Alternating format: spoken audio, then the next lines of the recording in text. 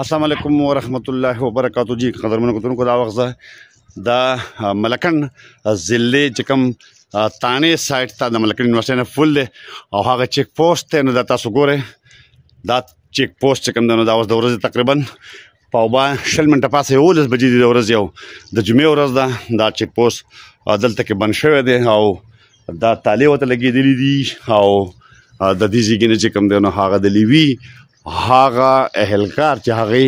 به دلته ډیوټي ورکوله دلته به ناست وو او دلته به یې چې کوم دی هغه ګاډو ننداره کوله د هغې تماشه به یې کوله هغې بیا ساتل کم چې به دلته د هغه طرف نه راتلل دا موټر سایکل اوس وګوره دا تاسو دا د هغه سټوډنټانو دي چې کوم د تانې د سایډ نه راغلي چونکې پل خو بند دی تللی نه شي نو دلته کې دقه شانتې ودرولي دي او هغې دغلته لاندې کوزېږي او په درمپایه باندې چې کوم دی بیا خیږي او دا پوسټ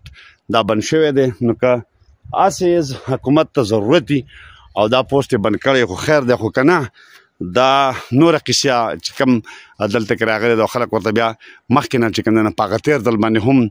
تانې خلکو پرېښودې وې او چیک پوسټونه چې کوم دی نه هغې پرېښودي